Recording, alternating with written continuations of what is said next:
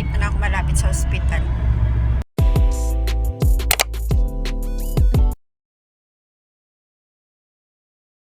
Hello, good evening mga kagulong. Ayan, gagayak ako kasi aalis ako. Lagay ko muna dyan. Mag-ano ako? Nagsusundo sa amo ko sa hospital kasi dinala yung pasyente namin doon. Kaya, kita-kits na lang tayo guys. Magbibihis lang ako. Diyan lang kayo ha. Hintayin nyo ako. Ayan, yan yung kwarto ko. Kaya, wait lang. Ako'y magbibihis.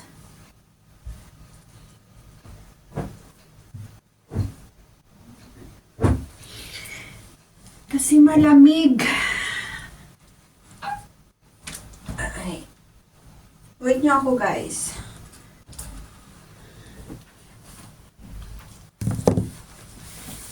Bibihis lang ako. Kasi ako'y aalis. Dito tayo pag pag emergency na tatawagan, pero kasama niya kanina yung kapatid niya eh. Kapatid niya, nag-drive sa kanya papunta sa hospital. Kasi parang yung namin, pasyente namin, bumaba yung dugo, nagiging anemic. So may cancer po yun. Kaya hirap din kasi may pasok pa ngayon. May pasok. Bukas maaga pa ako. Alas 5 gising na ako sa umaga kasi magpiprepare ng mga bata. Actually may kasama naman ako, kaso lang hindi kasi makaintindi ng English kaya nahihirapan din ako. Kaya guys, paalis na ako. Sama ko kayo. Saglit lang. Diyan muna kayo. Hello guys, nasa sasakyan na ako. Ako'y paalis na. Nagsiset lang ako. Wait lang. Nasa daan na ako guys.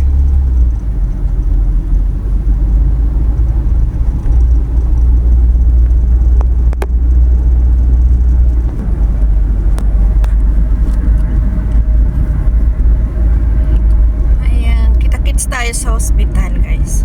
Bye.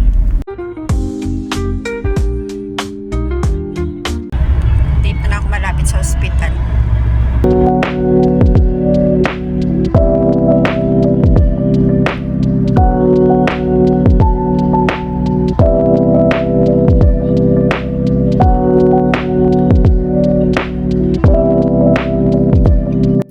Hi mga kagulong, it's me again, ang inyong lady driver.